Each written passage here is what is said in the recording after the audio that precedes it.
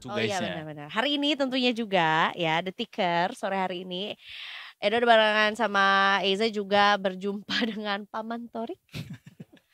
Ditulisnya begitu soalnya redaktur pelaksana Detik News. Yeay. Ya, aku disuruh panggilnya Paman. Selamat sore Paman. Ki saudaraan sama Paman Sam. Wah, takut sih itu Adidaya. Kalau ini Adi Praitno. Iya. Nanti kita masih berusaha untuk mendatangkan Mas Adi Praitno AI-nya ke sini. Tapi sebelum menuju ke Mas Adi Praitno, ngobrol dulu sama Mas Torik. Iya.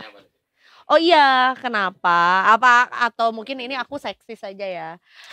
Bisa jadi. Oke. Tapi kenapa selalu laki-laki itu sering kali membeli barang yang kalau bisa satu barang yang fungsinya tuh banyak, kayak misalnya shampoo tuh sekalian sabun muka tuh kan ada yang 3 in 1. Why do you guys love that? Karena pasarnya menciptakan itu. Iya gak sih? Simple sih juga gitu. Kalau bisa bawa 1 ngapain bawa 3 gitu. Betul.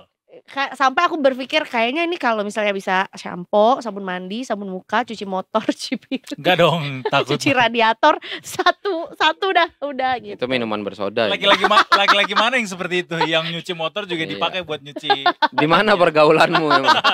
Salah pergaulan. Salah ya.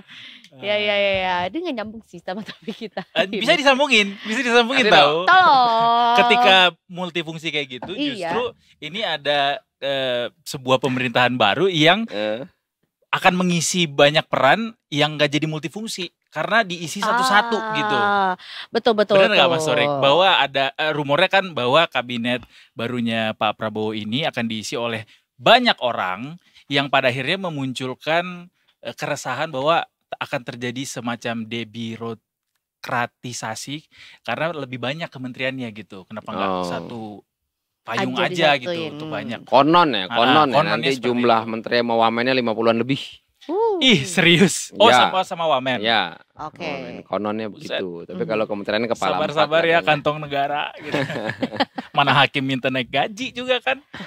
Terus gimana Mas? Gak apa penting itu kalau hakim naik gaji. Kalau saya sebenarnya mendukung. Kalau bisa penegak hukum, polisi, jaksa, aparatur negara dan hakim itu digaji tinggi-tingginya. Cuma kalau mereka melanggar dihukum seberat-beratnya kalau digaji. Kan seperti Hong Kong juga melakukan seperti itu kan. Gak apa-apa mereka karena mereka penting. Nah kalau untuk kabinet baru memang isunya adalah banyak kementerian yang akan dipecah, yang terutama yang namanya gabung-gabung. LHK, Lingkungan Hidup dan Kehutanan, isunya akan dipecah jadi Kementerian Lingkungan Hidup dan Kementerian Kehutanan. Dan apalagi yang digabung-gabung? PUPR itu pekerjaan umum dan perumahan rakyat itu juga akan dipisah. Karena selama ini belum ada fokus yang benar-benar ke soal perumahan rakyat ini. Padahal di negara lain kita tahu di Inggris saja udah masih ada Kementerian Perumahan Rakyat gitu kan. Untuk lebih fokus ya gitu. Memang sepertinya visinya agar kementerian-kementerian ini fokus untuk mengurusi bidang tertentu. Harapannya biar cepat laporannya juga enak kan. Lu apa udah kerja belum, targetnya segala macam. Kalau visi presiden bisa jalankan dengan baik. Keuangan juga dipisah. Konon demikian, mau ada Menteri Keuangan dan Badan Penerimaan Negara. Nah, walaupun itu katanya juga akan rumit kalau pemasukan sama pengeluarannya di dua kepala gitu kan. Bisa jadi kantongnya pengaturannya kurang itulah flow-nya.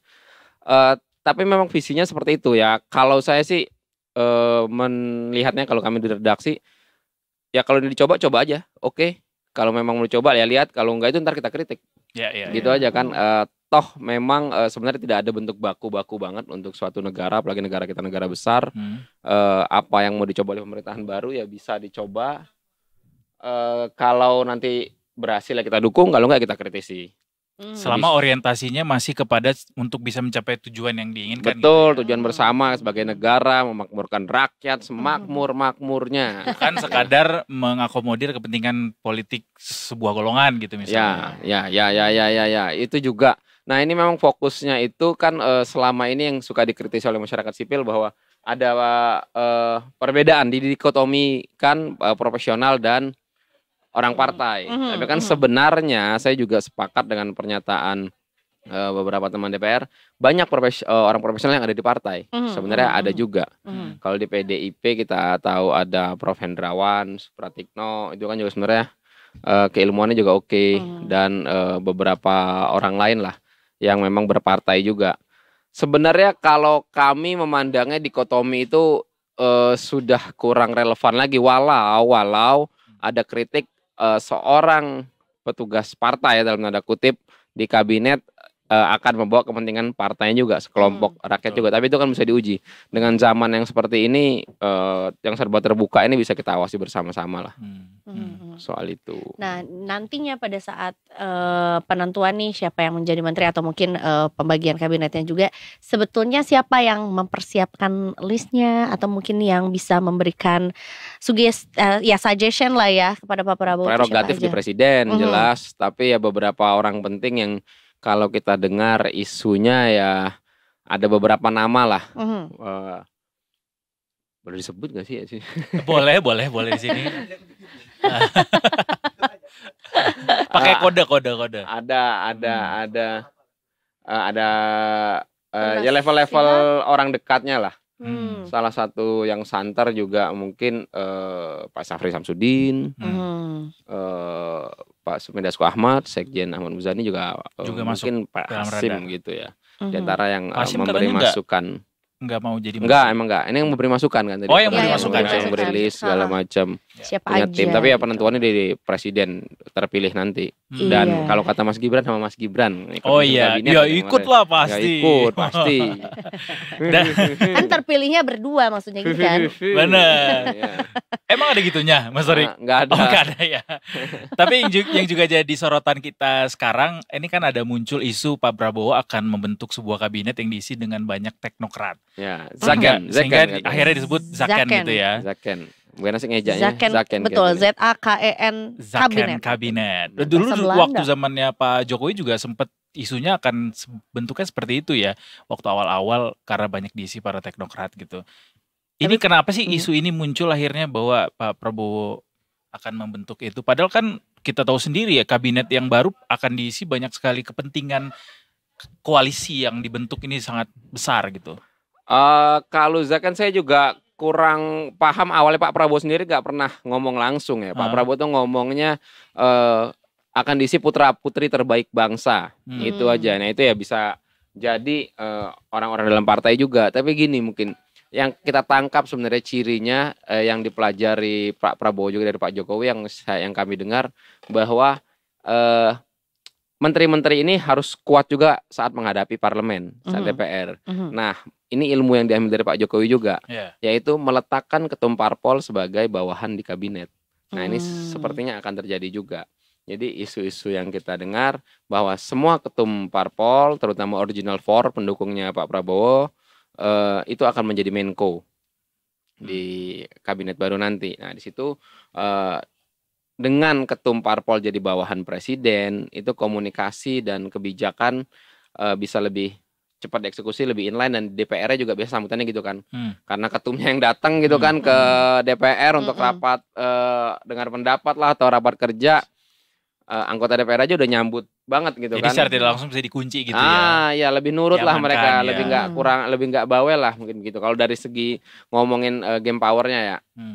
Kurang lebih begitu sih yang akan nanti kita lihat. Tapi kalau isinya teknokrat, yang ngomongnya putra-putri terbaik bangsa sih Pak Prabowo. Belum pernah secara langsung sebenarnya. Kalau Pak Prabowo-nya belum. Kita coba follow up lebih lanjut lagi ke Mas Adi Praetno yang kabarnya lagi di pantai, jadi anak pantai. Pantai mana ini? Mas Adi Praetno, Direktur Eksekutif Parameter Politik Indonesia. Selamat sore, Mas Adi. Belum. Gambarnya lu. Widih. Wow. Gili Trawangan kayaknya ya. Apalagi juga dengan angin sepoi-sepoinya juga ya. Yang ini masih di Mandalika kayaknya habis nonton MotoGP ya Mas Adi ya. Bisa jadi ya. Pundit politik paling top 2024. Mas Adi, cerita dong soal isu Zaken kabinet ini kan mencuat gitu di tengah mendekatnya tanggal pelantikannya Pak Prabowo sebagai presiden yang baru. antara Zaken kabinet dan juga kabinet yang mengakomodir jatah partai gitu. Tadi udah nanya ke Mas Sorik, kira-kira ini sinkron gak sih kalau dari Mas Adi sendiri ngelihatnya, apakah ini bisa Zaken kabinet ini mengakomodir kepentingan parpol juga? Ya mestinya bisa, karena saya kira partai politik juga punya kader-kader terbaik yang saya kira sesuai dengan kapasitas dan kemampuan politiknya. Jadi yang saya bayangkan dengan Zaken kabinet itu adalah kabinet yang diisi oleh menteri yang sesuai dengan portofolio politiknya. Jangan lagi ada menteri yang latar belakangnya misalnya ahli ojek online, tapi kemudian jadi menteri pendidikan. Itu nggak nyambung. Nah, mestinya yang ahli-ahli ekonomi, ahli bisnis, dia itu tempatnya misalnya terkait dengan ekonomi ataupun bisnis. Jadi yang saya bayangkan Zaken kabinet itu adalah kabinet ahli, di mana menteri-menteri yang akan nanti direkrut, dilantik oleh Prabowo, penempatan posisinya itu sesuai dengan latar belakang, sesuai dengan portofolio, sesuai dengan keahlian mereka masing-masing. Nah itu Zaken kabinet. Apakah menteri ini dari partai politik ataukah dari profesional? Saya kira itu persoalan teknis. Yang paling penting jangan lagi ada menteri yang tidak sesuai dengan keahliannya. Atau misalnya ada menteri yang berlatar belakang tentara, tapi kok ngurusin tanah, itu kan nggak Zaken kabinet. Kan itu, kan angkatan darat. Jadi ada hubungannya sama tanah juga. Elemennya masih sama Masih ya? sama elemennya. Elemen tanah juga. Jadi apa dong? Tum AHY apa dong? Tum AHY cocoknya menteri apa dong? Ya yang ada berkaitan dengan politik, hukum, mendorong Tum AHY Polhukam. Ya siapapun sebenarnya. Kan yang sebenarnya yang disebut dengan Zaken kabinet adalah ya kabinet ahli, kabinet yang sesuai dengan keahliannya. Kan gitu Pak Ketua Torik. Siap. Nah, misalnya kan menteri investasi, ya tentu menteri investasi itu adalah mereka yang punya pengalaman jam terbang yang cukup tinggi, pengalaman luar negerinya cukup bagus, dan bahasa Inggrisnya bagus. Kan kira-kira begitu. Namanya investasi kan tentu ingin mengundang pihak luar, outsider untuk datang ke Indonesia, bawa cuan, bawa cis dan tanam di Indonesia. Kan begitu jalan ceritanya. Ya kalau menghibur kan bisa juga narik orang itu kan. Yang penting menghibur sekarang ya. Yang penting menarik gitu ya, bisa menarik ya. Nah, oleh karena itu bagi saya, apakah nanti menterinya Pak Prabowo itu banyak dari profesional ataupun partai politik, itu tentu kewenangan partai ataupun Prabowo ya. Tapi yang jelas nanti menteri yang ditempatkan itu memang sesuai dengan keahliannya. Itu saja yang disebut dengan Zaken kabinet, Pak. Dan kalau kita melihat rata-rata secara umum, nama-nama kader partai yang diproyeksikan untuk jadi menteri, mereka itu ya sesuai dengan kapasitas dan kompetensinya. Dari yang beredar itu ya Mas Adi ya? Betul, kalau Demokrat misalnya ada AHY karena latar belakangnya yang tentara, ya nggak jauh-jauh dari urusan tentara, hukum, HAM, dan pertahanan dan keamanan. Tapi konon kan yang mau mengisi itu inisial namanya nggak 3 huruf, 2 huruf inisial namanya. Ya yang penting siapapun itu juga punya latar belakang terkait dengan ketentaraan. Atau misalnya kita juga sering dengar bahwa yang mungkin jadi menteri di kabinetnya Prabowo dari Partai Demokrat, sekjennya misalnya Teguh Rifki-Harsa. Beliau kan memiliki latar belakang tentang energi, pertambangan, kemudian PLN dan seterusnya termasuk lingkungan hidup. Jadi tempatkanlah di tempat-tempat itu. Di tempat itu kan misalnya kita dengar ada Zulkifli Hasan, kemudian ada Edi Suparno, adalah orang-orang yang ahli di bidang ekonomi. Ya tempatkanlah di bidang ekonomi. Karena yang nggak lucu itu tiba-tiba ada ahli ekonomi, tiba-tiba dia jadi menteri agama. Itu kan nggak nyambung, Mbak. Jadi kalau kasus BGS gimana, Mas Adi? Gimana? Kasus BGS jangan ahli ekonomi juga, Bangkir ya? BGS Bangkir dan juga jadi Menteri Kesehatan. Kalau kita pandang kan kinerjanya oke juga itu. Ya itu yang sebenarnya nggak match menurut saya. Karena kalau bicara tentang ahli kesehatan, saya kira kan tidak harus dari Bangkir. Karena kalau ambil dari Bangkir yang banyak kerja kan nanti staf ahli, pembisik-pembisiknya. Karena Kalau mau jujur sebenarnya yang disebut dengan zakon kabinet ya memang harus disesuaikan dengan portofolio menterinya, Pak. Memang seorang menteri itu punya staf dan punya keahlian, tapi kan seorang menteri itu dia punya passion, punya style, dia punya pengalaman. Jadi para staf sus, para pembantunya adalah mereka yang sebenarnya menerjemahkan apa yang diinginkan oleh sang menteri. Oleh karena itu bagi saya soal zakon kabinet ini kalau kita tracking satu persatu kan sebenarnya untuk menutupi persoalan jumlah kementerian yang dinilai gemoy dan gemuk itu, Pak. Dari 34 jadi 44. Setelah itu muncul bahwa kabinet Prabowo dan Gibran adalah kabinet zakon ya, yang itu akan diisi oleh orang-orang yang profesional dan kompeten. Tentu itu untuk menepis sebenarnya bahwa kabinet yang cukup gemuk itu adalah kabinet rangkul-merangkul dan kabinet bagi-bagi kekuasaan politik ke partai-partai yang termasuk juga kalah dalam pilpres. Karena per hari ini kalau kita mau jujur ya, hampir semua nama-nama menteri yang beredar itu kan memiliki irisan latar belakang yang hampir sama. Misalnya di bidang ekonomi, hampir ada 10 orang tuh yang ahli di bidang ekonomi. Sementara pos kementerian yang terkait dengan ekonomi mungkin ada 3 ataupun 4. Jadi ini yang saya kira memang bagi saya secara umum, zakon kabinet itu sebenarnya hanya sebatas keinginan ya, normatif, cita-cita ideal yang saya kira agak sulit sebenarnya kita bayangkan yang menjadi menteri itu adalah mereka yang sesuai dengan keahlian dan kemampuannya. Saya kira di situ, Mas. Jadi zakon kabinet yang dimaksud ini bukan sekadar dari kalangan profesional atau teknokrat doang, tapi the right man in the right place ya, Mas Adi ya? Ya mestinya begitu. Yang disebut dengan zakon kabinet kan kabinet ahli. Dan bagi saya sebenarnya sudah tidak relevan apakah menteri itu dari partai ataupun kalangan profesional.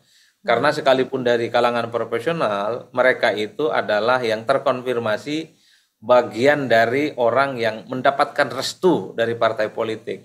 Atau mereka yang terafiliasi dengan salah satu partai politik.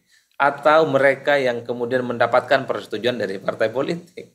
Bahkan di kabinetnya Pak Jokowi, kalau kita mau hitung satu persatu, yang profesional ini kan dia dianggap dekat dan sudah punya merek identitas partai tertentu. Jadi bagi saya kan saat ini kita itu sudah tak kenal lagi panggung depan dan panggung belakang secara politik. Jadi panggung belakangnya sudah jadi panggung depan. Jadi yang profesional ini sudah endorse dan sudah menjadi jagoan dari partai politik. Dan partai nggak perlu malu-malu. Kalau ada profesional jadi menteri dan didukung oleh partai tertentu, sebut saja nggak apa-apa. Nggak perlu malu-malu lah, kan kira-kira begitu. Tapi yang paling penting adalah kinerjanya yang harus terukur dan terbukti. Jangan sampai orang yang merasa tidak punya partai, tapi kinerjanya biasa-biasa saja. Ya, saya termasuk yang sebenarnya agak sedikit mengkritisi kebijakan-kebijakan yang terkait dengan pendidikan ya selama ini. Karena harus diakui portofolio kementeriannya tidak sesuai dengan keahlian sang menteri. Kalau urusan bisnis, urusan startup, tentang online, saya kira memang tak ada bantahan. Tapi kalau untuk ngurus pendidikan, ya tentu minimal sekelas profesor lah yang ada di situ. Karena tentang style, tentang pengalaman, kemudian jam terbang, ya adalah kawan-kawan profesor itulah yang sangat layak untuk jadi menteri di bidang pendidikan, ristek dan dikti itu. Saya kira di situ, Mas. Mas Adib, satu lagi, dengan pendekatan zakon yang dilakukan oleh Pak Prabowo gitu untuk mengisi kabinetnya, berarti secara tidak langsung Pak Prabowo ingin mengeliminir kesalahan-kesalahan yang sebelumnya ada di masa kabinetnya Pak Jokowi gitu ya. Ada the right man yang nggak ada di the right place gitu. Ya, betul. Artinya kalau gitu lihat apa yang ada di pemerintahan saat ini, apa kira-kira kementerian yang mestinya diisi sama yang bisa jadi yang jadi sorotan Mas Adi gitu, Ya, untuk diisi dengan benar. Ya saya kira banyak ya, Menteri Kemendisbud-Dikti misalnya, itu harus cari orang-orang yang memiliki latar pendidikan mentereng, minimal doktor kalau bukan profesor, kan gitu Pak. Terus kemudian Kemenkumham, karena itu terkait dengan hukum dan HAM ya, memang adalah orang-orang yang memiliki keahlian di situ. Dan banyaklah kalau kita mau sebutkan satu persatu ya. Iya. Ada 34 soalnya, kalau kita tracking satu persatu ini nggak cukup waktunya untuk didiskusikan. Itu sebagai salah satu contoh. Atau misalnya Kementerian ATR, kan kira-kira begitu, karena harus sesuai dengan keahliannya. Termasuk tadi misalnya yang ngurus tanah, jangan yang mereka punya latar belakang tentara. Bukan nggak mampu, pasti mampu. Tapi kan kemampuan yang dipaksakan, menurut saya itu yang tidak zaken ya. Karena yang saya bayangkan, zaken itu dia bekerja sesuai dengan keahliannya dan mendapatkan perintah langsung dari presiden terpilih. Oleh karena itu, bagi saya cukup gampang dan cukup transparan ya, bahwa calon-calon menteri yang sudah muncul ini, ya kalau mau jujur sudah mulai diarahkan kepada kemampuannya masing-masing. Gitu Mas. Alright. Siap. Satu lagi dong, Mas Adi. Ada. PDIP Ya, baiknya masuk nggak kabinet? Saya dari dulu kan mazhabnya, jangankan PDIP, PKS, kemudian Nasdem, PKB, itu haram bergabung. Harusnya ya. Harusnya, jangan hanya PDIP. Pertama ini untuk memberikan hukuman bahwa pemilu itu ada gunanya. Ya. Yang Kalah menang udah itu, nggak usah ikut gitu harusnya ya. betul, yang menang itu biarkan dia berpesta pora dengan kekuasaan yang ditumpuk dan diakumulasi. Yang kalah itu biarkanlah dia berjalan di tempat yang sunyi, Pak. Iya. Mestinya. Kabinetnya Mestinya begitu. Tapi ini kalau kemarin kan sudah beritanya itu 3 nama dari PDIP menunggu restu Ibu Mega untuk masuk kabinet. Iya kan, kalau PDIP bergabung dengan koalisi pemerintah, ini kan semakin mempertebal bahwa posisi di parlemen akan wassalam. Bahkan PDIP tak bergabung sekalipun dengan kubu Prabowo, ya saya kira memang oposisi di parlemen juga wassalam. Karena 84% kekuatan politik pro Prabowo dan Gibran itu sudah terakumulasi, Pak. Karena ada kecenderungan semua keputusan politik baik di pemerintah ataupun di DPR ini kan ujung-ujungnya voting, bukan menghitung sehebat apa kualitas anggota dewan itu. Apalagi PDIP jadi bergabung, ya kita jangan pernah berharap lagi akan ada oposisi di parlemen dan akan wassalam. Satu-satunya harapan yang akan jadi oposisi dengan suara-suara lantang adalah ekstra parlementer. Mas Adi, satu lagi untuk menutup diskusi kita sore ini, melihat proyeksi arah kabinet yang akan dibentuk sama Pak Prabowo ini, kira-kira ke arah mana strategi Prabowo yang ingin dituju untuk masa awal ini? Ekonomi atau apa, Mas Adi? Saya melihat ekonomi, jadi stressing Prabowo sepertinya memang akan take off, bahwa ekonomi itu adalah persoalan krusial, persoalan kunci yang akan segera dibenahi. Maka infra dan suprastruktur, pengkondisian untuk menuju ekonomi yang tumbuh hingga 8% itu yang sepertinya sedang dikonsolidasikan. Termasuk dengan adanya koalisi mayoritas, ini kan sebenarnya untuk menciptakan stabilitas yang kondusif.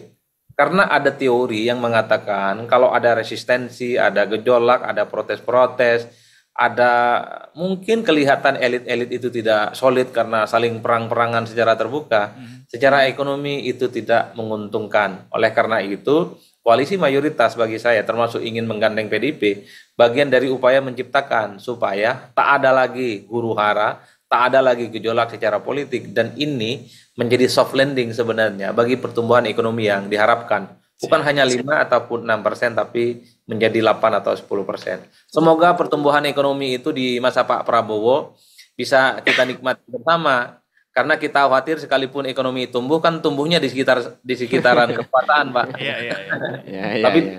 Tapi tidak tumbuh di tendean dan tidak tumbuh di misalnya. Percuma tumbuh 8%, tapi 8%-nya cuma di satu tempat numpuk gitu ya. Pokoknya harus merata sampai Madura. Terima kasih Mas Adi Prayitno untuk waktunya. Terima kasih Selamat banyak. sore Mas. Selamat sore. Selamat melanjutkan aktivitas. Alright. Mas Sorik, melihat apa yang disampaikan Mas Adi tuh, berarti walaupun kabinetnya zaken, tapi tetap harus zen ya, alias imbang gitu antara pemerintah dan oposisi. Ya, gitu. kalau Mas Adi mazhabnya harusnya begitu. Jadi yang kalah tuh udah tinggal aja, ya udah biar mereka jadi oposisi. Tapi kan yang terjadi itu tadi inginnya sestabil-stabilnya, makanya semua dirangkul, semua dikasih jatah biar lempas landas. Nah, tinggal kalau tadi kata Mas Adi ekstra parlemen, ya kita ini yang mengawasi. Kalau mereka itu ya demo lagi misalkan begitu, kita kritisi lagi lewat media dan segala macam, bersuara lewat medsos. Samperin IG-nya masing-masing yang bisa dilakukan ya. Bisa dilakukan. Netizen kita akan terkenal. Plus 62 di mana-mana. Kalau survei Microsoft ya paling barbar lah itu. Betul sekali. Jadi ya digunakan ke dalam negeri juga dong dan nggak cuma untuk urusan pergosipan. Betul. Iya. Gak cuma ngurusin PDD ya. Ya, kalau jadi rame, kalau urusan ada yang viral artis rame, Iya, selebgram rame ya. Gini juga Urusan bisa negara dipakai. juga harus bisa dibikin Bisa rame. dipakai, Bisa, gerah ya. banget kok kalau dikomenin banyak-banyak itu. Iya. Dan kita mendorong kalaupun nanti pejabat-pejabat nanti ya mengumumkan juga medsosnya apa biar bisa Iya. dilihat sama publik. Betul. Karena kan juga ya mereka berada di posisi itu juga karena rakyatnya juga. Ya, Exactly. dibayar pakai duit kita kok. Jelas. Dibayarnya pakai Betul. duit kita, duit pajak Iya. Kita juga. Ya. Potongnya makin banyak ya potongannya. Jadi yang PDIP itu benar kabar terakhir.